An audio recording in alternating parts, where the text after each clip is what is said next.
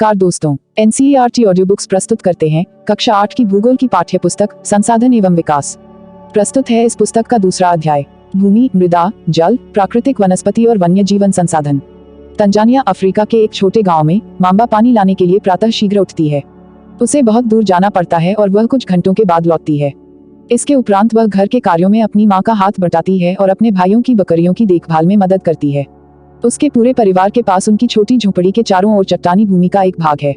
Mamba के पिता कठिन परिश्रम के बाद मात्र कुछ मक्का और सेम ही उगा सकते हैं। फिर भी यह उनके परिवार के साल भर के खाने के लिए पर्याप्त नहीं है। पीटर न्यूजीलैंड के भेड़ पालन प्रदेश के मध्यवर्ती भाग में रहता है, जहां उसका परिवार ऊन प्रक्रमण करने का कारखाना चलाता है। प्रतिदिन जब पीटर स्कूल से लौटता है, वह अपने चाचा को अपनी भेड़ों की देखभाल करते हुए देखता है। उनका भेड़ों का बाड़ा कुछ दूरी पर पहाड़ियों से लगे हुए एक विस्तृत घास के मैदान पर स्थित है। वहां नवीनतम प्रौद्योगिकी का उपयोग करते हुए एक वैज्ञानिक विधि से इसका प्रबंध किया जाता है। पीटर का परिवार जैविक कृषि द्वारा सब्जियां भी उगाता है। मांबा और पीटर विश्व के दो विभिन्न स्थानों में रहते हैं और उनके जीवन व्यतीत करने में बहुत अंतर है। यह विभिन्नता भूमि की गुणवत्ता, मृदा, जल, प्राकृतिक वनस्पति, प्राणियों और प्रौद्योगिकी के उपयोग की भिन्नता के कारण है। इन स्थानों का एक दूसरे से भिन्न होने का मुख्य कारण इस प्रकार के संसाधनों की उपलब्धता है। भूमि, सभी महत्वपूर्ण प्राकृतिक संसाधनों में भूमि भी शामिल है। भूपृष्ठ के कुल क्षेत्रफल का लगभग 30% भाग भूमि है। यही नहीं, इस थोड़े से प्रतिशत के भी सभी भाग आवास योग्य नहीं हैं। मुख्यतः भूमि और जलवायु के भिन्न भिन्न लक्षणों के कारण विश्व के विभिन्न भागों में जनसंख्या का वितरण असमान पाया जाता है।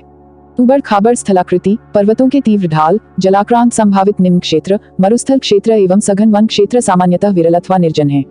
उर्वर मैदानों और नदी घाटियों में कृषि के लिए उपयुक्त भूमि उपलब्ध है, इसलिए ये स्थान विश्व के सघन बसे क्षेत्र हैं। भूमि उपयोग, भूमि का उपयोग विभिन्न कार्यों के लिए किया जाता है, जैसे कृषि, वानिकी, खनन, सड़कों और उद्योगों की स्थापना। साधारणतः इसे भूमि उपयोग कहते हैं। क्या आप मांबा और पीटर के परिवारों के भूमि उपयोग के विभिन्न तरीकों की सूची बना सकते हैं? भूमि का उपयोग भौतिक कारकों द्वारा निर्धारित किया जाता है, जैसे स्थलाकृति, मृदा, जलवायु, खनिज और जल की उपलब्धता।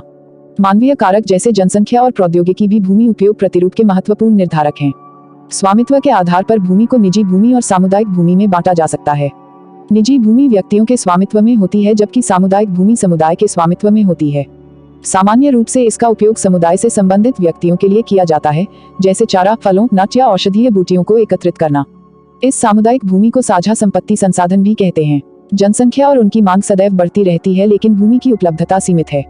स्थान के अनुसार भूमि की गुणवत्ता में अंतर होता है। लोगों ने सामुदायिक भूमि पर व्यापारिक क्षेत्र बनाने, नगरीय क्षेत्रों में घर बनाने और ग्रामीण क्षेत्रों में कृषि योग्य भूमि का विस्तार करने के लिए अनाधिकृत हस्तक्षेप करना शुरू कर दिया है। आज भूमि उपयोग प्रतिरूप में व्यापक परिवर्तन हमारे समाज में सांस्कृतिक परिवर्तनों को दर्शाते हैं। वर्तमान में कृषि और निर्माण संबंधी गतिविधियों के प्रसार के कारण निम्नीकरण, भूस्खलन, मृदा अपरदन, मरुस्थलीकरण पर्यावरण के लिए प्रमुख खतरा है। भूमि संसाधन का संरक्षण, बढ़ती जनसंख्या तथा इसकी बढ़ती मांगों के कारण वन भूमि और कृषि योग्य भूमि का बड़े पैमाने पर विनाश हुआ है। इससे इस प्राकृतिक संसाधन के समाप्त होने का डर पैदा हो गया है। इसीलिए विनाश की वर्तमान दर को अवश्य ही रोकना चाहिए। वनरोपण, भूमि उद्धार, रासायनिक कीटनाशकों और उर्वरकों के विनियमित उपयोग तथा अतिचारण पर रोक आदि भूमि संरक्षण के लिए प्रयुक्त कुछ सामान्य तरीके हैं। मृदा, पृथ्वी के पृष्ठ पर दानेदार कणों के आवरण की पतली परत मृदा कहलाती है। यह भूमि से निकटता से जुड़ी हुई है। स्थल रूप मृदा के प्रकार को निर्धारित करते हैं। मृदा का निर्माण चट्टानों से प्राप्त खनिजों और जैव पदार्थ तथा भूमि पर पाए जाने वाले खनिजों से होता है। यह अपक्षय की प्रक्रिया के माध्यम से बनती है। खनिजों और जैव पदार्थों का सही मिश्रण मृदा को उपजाऊ बनाता है। मृदा जनक शैल, रंग, गठन, रासायनिक गुणधर्म, खनिज, मात्रा, पारगम्यता को निर्धारित करती है। उच्चावचतुमता और ढाल मृदा के संचय को निर्धारित करते हैं।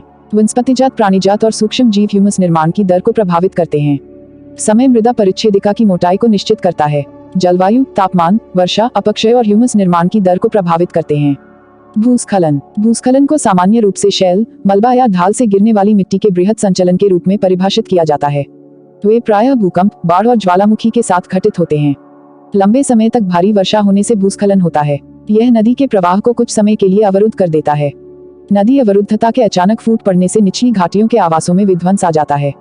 पहाड़ी भूभाग में भूस्खलन एक मुख्य और विस्तृत रूप से फैली प्राकृतिक आपदा है, जो प्रायः जीवन और संपत्ति को आघात पहुंचाती है और चिंता का एक मुख्य विषय है। एक वस्तुस्थिति अध्ययन, हिमाचल प्रदेश के किन्नौर जिले में रेकांगपिओ के निकट पंजी गांव में बड़े भूस्खलन के कारण राष्ट्रीय महामार्ग 22 की पुरानी हिंदुस्तान से तिब्बत सड़क का 200 मीटर तक का भाग नष्ट हो गया। यह भूस्खलन पंजी गांव में तीव्र विस्फोटन द्वारा हुआ था। विस्फोटन के कारण ढाल का यह कमजोर क्षेत्र नीचे गिर गया, जिसके कारण सड़क और गांव के आसपास के क्षेत्र को क्षति पहुंची। पंजी गांव को किसी संभावित मानव विनाश से बचाने के लिए पूर्ण रूप से खाली करा दिया गया था। न्यूनीकरण क्रियाविधि। वैज्ञानिक प्रविधियों के विकास से हमें समझने की शक्ति मिली है कि भूस्खलन उत्पन्न होने के कौन कौन से कारक हैं और उनका प्रबंधन कैसे करना है। भूस्खलन को रोकने की कुछ प्रविधियां निम्न हैं। भूस्खलन प्रभावी क्षेत्रों का मानचित्र बनाकर इसमें प्रभावित होने वाले स्थानों को इंगित करना। इस प्रकार इन क्षेत्रों को आवास बनाने के लिए छोड़ा जा सकता है। भूमि को खिसकने से बचाने के लिए प्रतिधारी दीवार का निर्माण। भूस्खलन को रोकने का सबसे प्रभावी तरीका वनस्पति आवरण में वृद्धि है। सतही अपवाह तथा झरना प्रवाहों के साथ साथ भूस्खलन की गतिशीलता को नियंत्रित करने के लिए पृष्ठीय अपवाह नियंत्रण उपाय कार्यान्वित किए गए हैं। मृदा निर्माण के कारक। मृदा निर्माण के मुख्य कारक जनक शैल का स्वरूप और जलवायविक कारक हैं। मृदा निर्माण के अन्य कारक स्थलाकृति, जैव पदार्थों की भूमिका और मृदा निर्माण के संगठन में लगा समय है। अलग अलग स्थानों में ये भिन्न भिन्न है। मृदा का निम्नीकरण और संरक्षण के उपाय। मृदा अपरदन और क्षीणता मृदा संसाधन के लिए दो मुख्य खतरे हैं। मानवीय और प्राकृतिक दोनों ही कारकों से मृदाओं का निम्नीकरण हो सकता है। मृदा के निम्नीकरण में सहायक कारक वनोन्मूलन, अतिचारण, रासायनिक उर्वरकों और कीटनाशकों का अत्यधिक उपयोग, वर्षा दोहन, भूस्खलन और बाढ़ हैं। मृदा संरक्षण की कुछ विधियां निम्न प्रकार हैं। मल्च बनाना। पौधों के बीच अनावृत भूमि जैव पदार्थ जैसे प्रवाल से ढक दी जाती है। इससे मृदा की आर्द्रता रुकी रहती है। वेदिका फार्म। चौड़े, समतल सोपान अथवा वेदिका तीव्र ढालों पर बनाए जाते हैं ताकि सपाट सतह फसल उगाने के लिए उपलब्ध हो जाए। इनसे पृष्ठीय प्रवाह और मृदा अपरदन कम होता है। समोच्च रेखीय जुताई। एक पहाड़ी ढाल पर समोच्च रेखाओं के समांतर जुताई ढाल से नीचे बहते जल के लिए एक प्राकृतिक अवरोध का निर्माण करती है। रक्षक मेखलाएं। तटीय प्रदेशों और शुष्क प्रदेशों में पवन गति रोकने के लिए वृक्ष कतारों में लगाए जाते हैं ताकि मृदा आवरण को बचाया जा सके। समोच्च रेखीय रोधिकाएं। समोच्च रेखाओं पर रोधिकाएं बनाने के लिए पत्थरों, घास, मृदा का उपयोग किया जाता है। रोधिकाओं के सामने जल एकत्र करने के लिए खायां बनाई जाती हैं। चट्टान बांध। यह जल के प्रवाह को कम करने के लिए बनाए जाते हैं। यह नालियों की रक्षा करते हैं और मृदा क्षति को रोकते हैं। बीज की फसल उगाना। वर्षा दोहन से मृदा को सुरक्षित रखने के लिए अलग अलग समय पर भिन्न भिन्न फसलें एकांतर कतारों में उगाई जाती हैं। जल। जल एक महत्वपूर्ण नवीकरणीय प्राकृतिक संसाधन है। भूपृष्ठ का 3/4 भाग जल से ढका है। इसीलिए इसे जल ग्रह कहना उपयुक्त है। लगभग 3.5 अरब वर्ष पहले जीवन आदि महासागरों में ही प्रारंभ हुआ था। यद्यपि आज भी महासागर पृथ्वी की सतह के 2/3 भाग को ढके हुए हैं और विविध प्रकार के पौधों और जंतुओं को मदद करते हैं। महासागरों का जल लवणीय है और मानवीय उपभोग के लिए उपयुक्त नहीं है। तालवन जल केवल 2.7% ही है। इसका लगभग 70% भाग बर्फ की चादरों और हिमानियों के रूप में अंटार्कटिका, ग्रीनलैंड और पर्वतीय प्रदेशों में पाया जाता है। अपनी स्थिति के कारण ये मनुष्य की पहुंच के बाहर है। केवल 1% अलवन जल उपलब्ध है और वह मानव उपभोग के लिए उपयुक्त है। यह भौम जल नदियों और झीलों में पृष्ठीय जल के रूप में तथा वायुमंडल में जलवाष्प के रूप में पाया जाता है। इसलिए अलवनीय जल पृथ्वी का सबसे अधिक मूल्यवान पदार्थ है। पृथ्वी पर जल न बढ़ाया जा सकता है और न घटाया जा सकता है। इसकी कुल मात्रा स्थिर रहती है। इसकी प्रचुरता में विविधता प्रतीत होती है क्योंकि यह वाष्पीकरण, वर्षण और वाहकी प्रक्रियाओं द्वारा महासागरों, वायु, भूमि और पुनः महासागरों में चक्रण द्वारा निरंतर गतिशील है। जैसा कि आप जानते हैं, इसे जल चक्र कहते हैं। मनुष्य जल की बड़ी मात्रा का उपयोग न केवल पीने और धुलाई में ही करता है वरन उत्पादन प्रक्रिया में भी करता है। जल कृषि, उद्योगों तथा बांधों के जलाशयों के माध्यम से विद्युत उत्पादन करने में भी प्रयोग किया जाता है। जल स्रोतों के सूखने अथवा जल प्रदूषण के कारण अलवनीय जल की आपूर्ति की कमी के मुख्य कारक बढ़ती जनसंख्या, भोजन और नकदी फसलों की बढ़ती मांग, बढ़ता नगरीकरण और बेहतर होता जीवन स्तर हैं। जल उपलब्धता की समस्याएं। विश्व के कई प्रदेशों में जल की कमी है। अधिकांश अफ्रीका, पश्चिमी एशिया, दक्षिणी एशिया, पश्चिमी संयुक्त राज्य अमेरिका के भाग, उत्तर पश्चिमी मेक्सिको, दक्षिण अमेरिका के भाग और संपूर्ण ऑस्ट्रेलिया अलवनीय जल की आपूर्ति की कमी का सामना कर रहे हैं। ये देश ऐसे जलवायु प्रदेशों में स्थित हैं जहां अक्सर सूखा पड़ता है। उनमें जलाभाव की अधिक समस्या बनी रहती है। इस प्रकार जल का अभाव मौसमी अथवा वार्षिक वर्षण में विविधता के परिणामस्वरूप हो सकता है अथवा अति उपयोग और जल स्रोतों के संदूषण के कारण भी जल का अभाव हो सकता है। जल संसाधनों का संरक्षण। आज के विश्व में शुद्ध तथा पर्याप्त जल स्रोतों तक पहुंचना एक बड़ी समस्या बन गई है। इस क्षीण होते संसाधन के संरक्षण के लिए कदम उठाने चाहिए। यद्यपि जल एक नवीकरणीय संसाधन है, तथापि इसका अति उपयोग और प्रदूषण इसे उपयोग के लिए अनुपयुक्त बना देते हैं। अशोधित या आंशिक रूप से शोधित वाहित मल, कृषि रसायनों का विसर्जन और जल निकायों में औद्योगिक बहिस्राव जल के प्रमुख संदूषक हैं। इनमें शामिल नाइट्रेट धातुएं और कीटनाशी जल को प्रदूषित कर देते हैं। इनमें से अधिकांश रसायन अजैव निम्नीकरणीय होने के कारण जल द्वारा मानव शरीर में पहुंच जाते हैं। इन प्रदूषकों को जल निकायों में छोड़ने से पूर्व बहिस्रावों को उपयुक्त विधि से शोधित करके जल प्रदूषण नियंत्रित किया जा सकता है। वन और अन्य वनस्पति आवरण धरातलीय प्रवाह को मंद करते हैं और भूमिगत जल को पुनः पूरित करते हैं। जल संग्रहण पृष्ठीय प्रवाह को बचाने की दूसरी विधि है। जल रिसाव को कम करने के लिए खेतों को सिंचित करने वाली नहरों को ठीक से पक्का करना चाहिए। रिसाव और वाष्पीकरण से होने वाली जल क्षति को रोकने के लिए क्षेत्र की स्प्रिंकलरों से सिंचाई करना अधिक प्रभावी विधि है। वाष्पीकरण की अधिक दर वाले शुष्क प्रदेशों में सिंचाई की ड्रिप अथवा टपकन विधि बहुत उपयोगी होती है। सिंचाई की इन विधियों को अपनाकर बहुमूल्य जल संसाधन को संरक्षित किया जा सकता है। प्राकृतिक वनस्पति और वन्य जीवन। स्कूल के बच्चे हस्तशिल्प प्रदर्शनी में घूम रहे थे। प्रदर्शनी की वस्तुएं देश के भिन्न भिन्न भागों से एकत्रित की गई थी। मोना ने एक थैला हाथ में उठाया और उत्साह से कहा, यह एक सुंदर हैंड बैग है। अध्यापिका ने कहा, हाँ, यह जूट से बना है। क्या आप उन टोकरियों, दीप छत्रों और कुर्सियों को देखते हैं? वे बेंत और बांस की बनी हैं। भारत पूर्वी और उत्तर पूर्वी आर्द्र प्रदेशों में बांस प्रचुर मात्रा में पैदा किया जाता है। जैसी रेशमी स्कार्फ देखकर उत्साहित थी। यह खूबसूरत स्कार्फ देखो। अध्यापिका ने स्पष्ट किया कि रेशम कीटों से प्राप्त किया जाता है जो शहतूत के पेड़ों पर पाले जाते हैं। बच्चे समझ गए कि पौधे हमें अनेक विभिन्न उत्पाद प्रदान करते हैं जिनका उपयोग हम अपने दैनिक जीवन में करते हैं। प्राकृतिक वनस्पति और वन्य जीवन केवल स्थलमंडल, जलमंडल और वायुमंडल के बीच जुड़े एक सक्रिय क्षेत्र में ही पाए जाते हैं जिसे हम जैवमंडल कहते हैं। जैवमंडल में सभी जीवित जातियां जीवित रहने के लिए एक दूसरे से परस्पर संबंधित और निर्भर रहती हैं। इस जीवन आधारित तंत्र को पारितंत्र कहते हैं। वनस्पति और वन्य जीवन बहुमूल्य संसाधन हैं। पौधे हमें इमारती लकड़ी देते हैं, प्राणियों को आश्रय देते हैं, ऑक्सीजन उत्पन्न करते हैं जिसमें हम सांस लेते हैं, फसलों को उगाने के लिए आवश्यक मृदा की सुरक्षा करते हैं, रक्षक मेखला के रूप में कार्य करते हैं, भूमिगत जल के संग्रह में सहायता करते हैं, हमें फल, लेटेक्स, तारपीन का तेल, गोंद, औषधीय पौधे और कागज प्रदान करते हैं जो आपके अध्ययन के लिए अत्यधिक आवश्यक है। पौधों के असंख्य उपयोग हैं, उनमें आप कुछ और जोड़ सकते हैं। वन्य जीवन के अंतर्गत जंतु, पक्षी, कीट एवं जलीय जीव रूप आते हैं।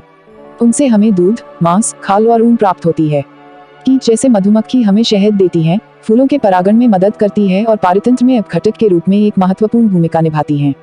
चिड़ियां अपने भोजन के लिए कीटों पर निर्भर हैं और अपघटकों के रूप में कार्य करती हैं। गिद्ध मृत जीव जंतुओं को खाने के कारण एक अपमार्जक है और पर्यावरण का एक महत्वपूर्ण शोधक समझा जाता है।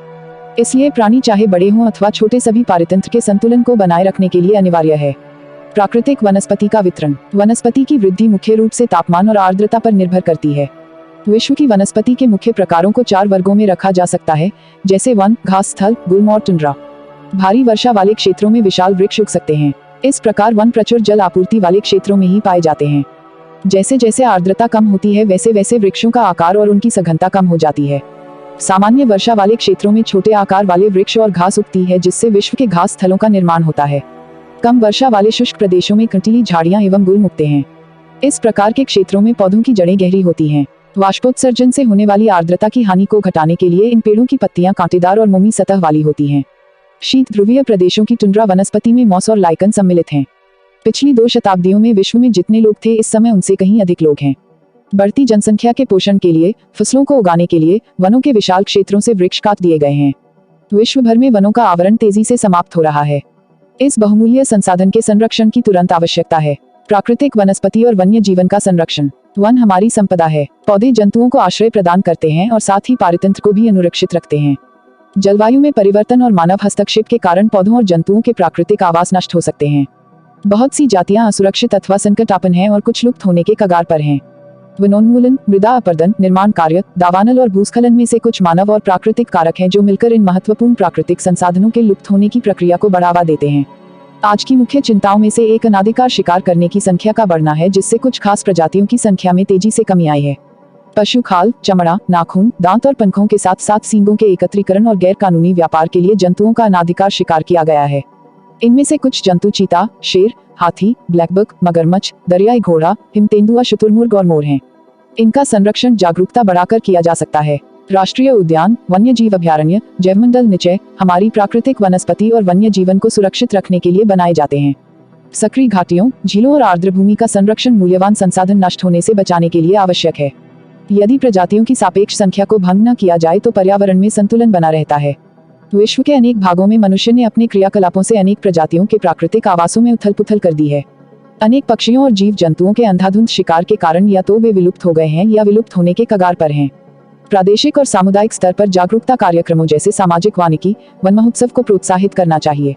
स्कूल के बच्चों को पक्षी देखने, प्राकृतिक कैंपों में जाने के लिए प्रोत्साहित करना चाहिए ताकि वे विविध जातियों के निवास का अवलोकन कर सकें। बहुत से देश पक्षियों और पशुओं को मारने और उनके व्यापार करने के विरुद्ध हैं। भारत में शेरों, चीतों, हिरणों, भारतीय सारंग और मोर को मारना अवैध है। एक अंतर्राष्ट्रीय परिपाटी CITES the convention on international trade in endangered species of wild fauna and flora की स्थापना की गई है, जिसने प्राणियों और पक्षियों की अनेक जातियों की सूची तैयार की है। इस सूची में दिए गए सभी पक्षियों और प्राणियों के व्यापार करने पर प्रतिबंध लगाया गया है। पौधों और प्राणियों का संरक्षण प्रत्येक नागरिक का नैतिक कर्तव्य है। हमारी पाठ्य पुस्तक का दूसरा अध्याय यहाँ समाप्त होता है। आपसे अनुरोध है कि इस ऑडियो बुक को ज़्यादा से ज़्यादा शेयर करें। इस ऑडियो बुक से संबंधित यदि कोई शिकायत या सुझाव हो तो आप हमें कमेंट बॉक्स में जरूर लिखें। आपकी प्रतिक्रिया हमारे लिए अति महत्वपूर्ण है, ताकि हम आपके लिए इस ऑडियो बुक को और भी बेहतर बना सकें। अब हम आपसे मिलेंगे अगले अध्याय में। तब तक के लिए खुश रहिए, मस्त रहिए और खूब मन लगाकर पढ़ाई कीजिए। जय हिंद, जय भारत।